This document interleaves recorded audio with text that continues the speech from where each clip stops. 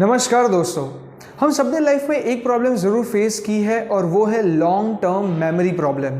जी हाँ दोस्तों, academic years में अक्सर हम लोगों ने ये फेस किया है कि कोई भी एक चीज़ को जब हम लर्न कर लेते हैं लेकिन उसे लंबे अरसे तक याद नहीं रख पाते हैं। लेकिन उसी के सामने अगर हम बात करें जैसे कि दोस्तों के नाम या फिर किसी मूवीज़ के डायलॉग और खुद मूवीज़ को, तो ये हमें काफ़ी लंबे अरसे तक याद रहता है।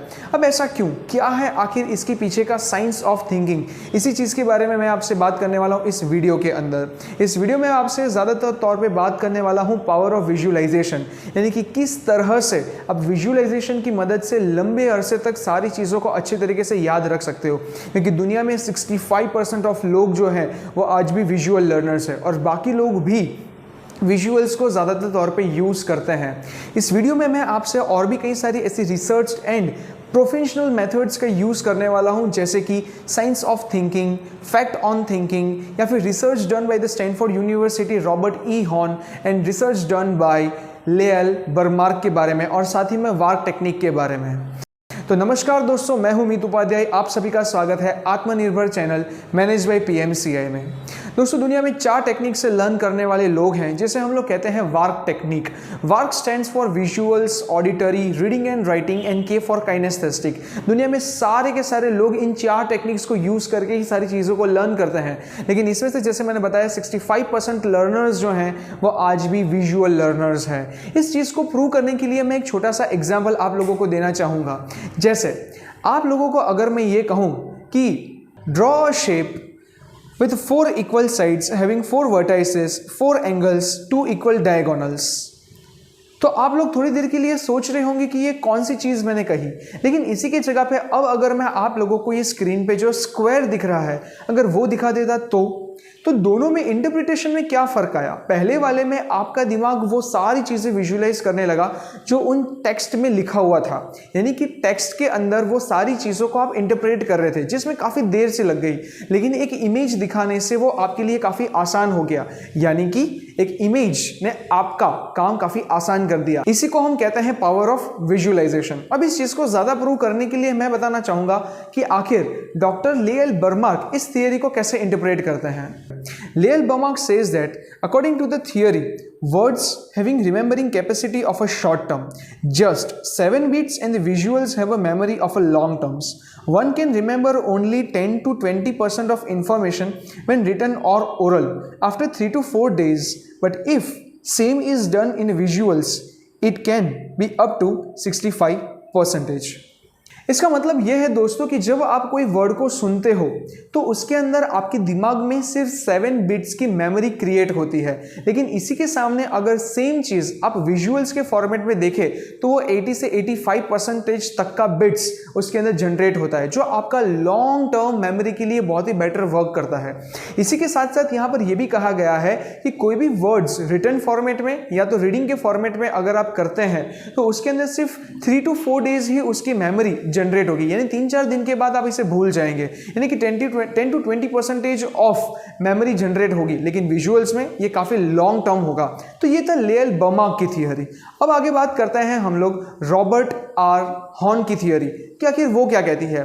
ये प्रोफेसर स्टैनफोर्ड यूनिवर्सिटी से हमें ये रिसर्च कहते हैं कि when words and the visual elements are closely entwined we create something new and we augment our command intelligence. Visual language has a potential for the increasing human bandwidth, the capacity to take in, comprehend and more effectively synthesize large amount of a new information। इनका कहना बड़ा ही simple है दोस्तों कि जब आप कोई चीज़ को रीड करते हो तो उसके अंदर आपके दिमाग में एक विजुअल्स क्रिएट होता है। यहाँ तक कि जो आप पढ़ रहे हो, आप जो सुन रहे हो, वो भी आपके दिमाग के अंदर एक विजुअल्स के तौर पे ही आ रहा है। लेकिन खुद अगर विजुअल्स आपके सामने आ जाएगा तो आपके दिमाग को वो कम काम करना होगा और साथ ही में आपकी जो लर्निंग कैपेसिटी है और जो एक बैंडविड्थ है मेमोरी क्रिएट करने की, वो लंबे अरसे तक हो जाएगी। साथ ही में यहाँ पर यह भी कहा गया है कि अगर आप एक विजुअल्स को देखते हो तो विजुअल्स आपके इमोशंस के साथ इसे अटैच कर लेता है, जिसे लॉन्ग टर्म में याद रखना बहुत ही ईजी हो जाता है। जैसे एग्जाम्पल के तौर पर मान लीजिए कि आपने किसी डॉग की फोटो देखी और आपको वो बड़ा सा क्यूट लग रहा है, तो इमेज तो सिर्फ एक विजुअल्स का काम कर रहा था, लेकिन आपके माइंड ने उसे इंटरप्रेट किया कि वो बहुत ही ज्यादा क्यूट है। यानी कि यहां पर विजुअल्स और इमोशंस दोनों एक दूसरे के साथ मिक्सअप होके एक लॉन्ग टर्म मेमोरी आपके लिए क्रिएट कर रहे हैं। तो दोस्तों according to the Robert E Horn, उनके लिए विजुअल्स और इमोशंस बहुत ही इंपॉर्टेंट रोल प्ले करते हैं मेमोरी को क्रिएट करने के लिए। दोस्तों ये सारी बात सुन के हमें ये सोचने पे मजबूर कर दिया जाता है कि जी हाँ, विजुअल लर्नर्स ही सबसे बेटर तरीका है। लेकिन अपनी बात को और ज़्यादा स्ट्रॉन्ग करने के लिए मैं कुछ फैक्ट्स आपसे शेयर करना चाहूँगा कि आखिर क्यों विजुअल लर्निंग ज़्यादा रिकमेंडेड टेक्निक है इन द होल वर्ल्ड। सबसे पहले फैक्ट की बात करते हैं, that is 65 visual learners are among the population, only 10% are auditory learners, brain process visual information 60,000 faster than the text. दोस्तों वैसे तो मैंने कहा कि ऑलरेडी 65% से भी ज़्यादा पॉपुलेशन जो है वो विजुअल लर्नर्स हैं, और साथ ही में सिर्फ 10% ही ऑडिटरी लर्नर्स हैं। वो लोग भी अपनी कोई ना कोई टेक्निक्स के अंदर ज़रूरी विजुअल्स यूज़ करते ही होंगे, और ब्रेन जो है वो विजुअल इंफॉर्मेशन को बहुत ज़्यादा और बेटर तरीके से इंटरप्रेट भी करता है। 90% of the information comes to brain in the visual forms. 40% of the nerve fibres connected to brain is linked to the retina. दोस्तों इसका मतलब सिंपल सा ये है कि आपकी आइज़ यानी कि जो रेटिना से एकदम एक विजुअल नर्व के तौर पे काम कर रही है, वो ब्रेन के साथ 40% से ज़्यादा नर्व्स उनके साथ कनेक्टेड है। इट मीन्स कि ज़्यादातर अमाउंट में मैकेनिज्म जो है हमारे दिमाग का, वो भी हमारे विजुअल्स का सपोर्ट ले रहा है, यानी कि हम देख के इन शॉर्ट ज़्यादा ज़रूर सीख सकते हैं। Visuals aids increase the classroom learning by 400%. Our eyes can register 36,000 visual messages per hour. Idea that are represented graphically are easier to understand than the words. इन सभी चीज़ से दोस्तों यही मालूम पड़ रहा है that visuals are better than other those techniques. दोस्तों इन सभी चीज़ के साथ मैं एक और फैक्ट जोड़ना चाहूँगा, that is the national centre for biotechnological research ने ये भी कहा था कि अभी की जो जनरेशन है, 21st सेंचुरी की जो जनरेशन है, उसका कॉन्सेंट्रेशन फेज जो है वो सिर्फ 8 सेकेंड्स का है। इसको मैं थोड़ा सा ईजी तरीके से समझाता हूँ। मान लीजिए कि आप टीवी देख रहे हैं और कंटिन्यूसली एक ही स्लाइड आ रहा है और जिसके अंदर कोई चेंजेस ऑफ इमेज नहीं है, तो आपको थोड़ी देर के बाद ये बोरिंग लग जाएगा। इट मीन्स दैट कि आप 8 सेकेंड्स तक कोई भी चीज़ को एकदम कंसंट्रेशन के साथ देख सकते हैं, लेकिन अगर वो 8 सेकंड से ज्यादा हो गया तो आपका कंसंट्रेशन लेवल टूट जाएगा, और खास तौर पे ये सबसे ज्यादा देखने को मिलता है अभी की जनरेशन के अंदर। लेकिन इस चीज को बहुत ही अच्छे से एडवर्टाइजमेंट या फिर इंस्टाग्राम की रील्स और साथ ही में कार्टून्स ने बहुत अच्छे से इंटरप्रेट किया है। अब देखिएगा कि इनके अंदर हर 8 सेकेंड्स पे वो लोग नया इमेज क्रिएट कर लेते हैं, नया विजुअल्स क्रिएट कर लेते हैं, जिससे ये ज्यादा इंटरेस्टिंग बनता है। तो दोस्तों इन सभी चीज को देखते हुए यही लग रहा है कि इनमें विजुअल्स आपका कंसंट्रेशन लेवल बढ़ाने में आपको डेफिनेटली हेल्प कर सकता है। So finally we came to know that कि विजुअल्स आर बेटर। विजुअल्स हमें लर्निंग में काफ़ी हेल्प कर सकते हैं, लेकिन फिर भी एक बड़ा सा क्वेश्चन मार्क है कि हम इसे कैसे यूज़ करें। तो मैं यहाँ पे आपके साथ कुछ शेयर करने वाला हूँ कि किस तरह से आप भी अपने लर्निंग टेक्निक्स के अंदर विजुअल्स का यूज़ कर सकते हैं। लेकिन ये टेक्निक्स मैंने 2 फॉर्मेट में बनाई हुई है, एक पेरेंट्स के लिए और दूसरे स्टूडेंट्स के लिए। तो जो पेरेंट्स ये वीडियो देख रहे हैं वो भी अपने बच्चों को सेल्फ स्टडी के दौरान किस तरह से विजुअल्स का यूज़ करते हैं, वो टेक्निक्स को वो लोग भी नोट डाउन कर लें, और स्टूडेंट्स वो किस तरह से अपनी नोट्स एंड बहुत सारी चीज़ें कर सकते हैं वो भी आप लोग नोट डाउन कर लीजिए। So here are some tips for your visual notes. So talking about the first number of the technique, use the color code for the notes, words, textbooks, etc. It will help in retaining the information in your mind. Second, read images, diagrams, pictures, map to help you retain the concept in your mind for the longer time. It means that कि अगर कोई भी चीज़ आपके दिमाग में आपको लंबे अरसे तक रखनी है तो उसका विजुअल क्रिएट करना होगा। सबसे छोटा सा एक एग्जाम्पल मैं लेना चाहूँगा। जैसे मान लीजिए कि आप अगर ह्यूमन डाइजेस्टिव सिस्टम पढ़ रहे हैं तो उसका एक बहुत ही सिंपल सा टेक्निक है। अगर human digestive system it means it consist of many of the organs. तो आप क्या कीजिए, आप एक छोटा सा डायग्राम बनाइए। अगर आपके पास डायग्राम टेक्निक्स नहीं है अच्छे से बनाने की तो आप इजीली प्रिंट निकाल सकते हो और उसको प्रिंट निकाल के उसको अच्छे से आप अपनी नोट्स के साथ स्टिक कर दीजिए। उसके अंदर नंबर्स दीजिए, नंबर से इजीली आप उसे फॉलो अप करके पूरे ही आंसर को इजीली टेक्निक से याद रख सकते हैं।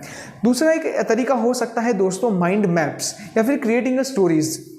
एग्जाम्पल के तौर पे अगर आप एसएस के बड़े बड़े आंसर्स लर्न नहीं कर पा रहे हैं तो मेरा एक सिंपल सा टेक्निक ये रहता है आपको हमेशा कि आप कोई भी बड़े आंसर्स, अगर मान लीजिए कि 10 लाइन का आंसर्स हैं या 15 लाइन का आंसर्स है, उन सब में से की पॉइंट्स निकाल दीजिए और उन सारे की पॉइंट्स, उन सारे वर्ड्स को रख के उनमें से एक स्टोरी क्रिएट कर लीजिए। Now talking about the another point, highlight the points, heading, sub heading and organise the notes. Watch informative videos for the better understanding of the subjects and quick learning. Prepare flashcards to remember small information related to your subjects. दोस्तों flash cards बहुत important role play करते हैं। मैंने भी अपनी study के दौरान कई सारे फ्लैश कार्ड्स बनाए थे। ये बहुत ही सिंपल टेक्निक रहता है। फ्लैश कार्ड्स आपको दो तरीके से मदद कर सकता है। मान लीजिए कि डे दौरान आप कहीं पर भी ज़्यादातर जगह पे जाते हैं, जैसे कि आप अपने वॉशरूम में या फिर किसी डोर पे आप उन फ्लैश कार्ड्स को स्टिक कर सकते हैं, जिससे क्या होगा कि बार बार देखने से वो वहाँ पर एक बहुत ही अच्छा मेमोरी क्रिएट कर लेगा। दूसरा फ्लैश कार्ड का यूज़ ये भी हो सकता है कि वो आपके लिए एक मोबाइल वर्क के तौर पर यूज़ हो सकता है, यानी कि फ्लैश कार्ड से आप इजीली रिवीजन फास्ट कर सकते हो। फ्लैश कार्ड्स बहुत ही सिंपल छोटे शॉर्ट नोट्स होते हैं और उनका साइज भी छोटा होता है, इसीलिए आपको वो इजी कंप्रेसिबल फॉर्म में ही लिखना होगा और आपके बड़े आंसर्स को कंप्रेसिबल फॉर्म में लिख के आप उसको इजीली याद भी कर सकते हो। Create images for the topics for easy understanding. You can draw pictures to remember things effectively. Use more of symbols and depicting any information for easy understanding. Demonstrate the picture topic for the better learning outcomes. Videos and images are better than words. In this case practical knowledge can help you retain information for a longer time of a period. दोस्तों इन सभी techniques में एक ही चीज कहने का try किया गया है कि विजुअल्स आपको लॉन्ग टर्म प्रोसेस में तो याद रखेंगे, लेकिन एक और टेक्निक ये चीज का है कि आप अगर प्रैक्टिकल चीजों को करेंगे तो भी आप लंबे अरसे तक इन चीजों को याद रख सकते हैं। इस टेक्निक के अंदर तो आप ऑलरेडी कर ही रहे हो। आपको ऐसे कई सारे विजुअल वीडियोस जो हमारे चैनल में ऑलरेडी दिए गए हैं वो आप देख सकते हो, जिससे इमेजेस की मदद से वो आपको इजीली इंटरप्रेट हो जाएगा। Visuals in the form of videos is the most effective way of learning, क्योंकि ये 400 टाइम्स आपकी लर्निंग कैपेसिटी को बढ़ा सकता है। दोस्तों ऐसे कई सारे टेक्निक्स मैंने ऑलरेडी शेयर कर ली है।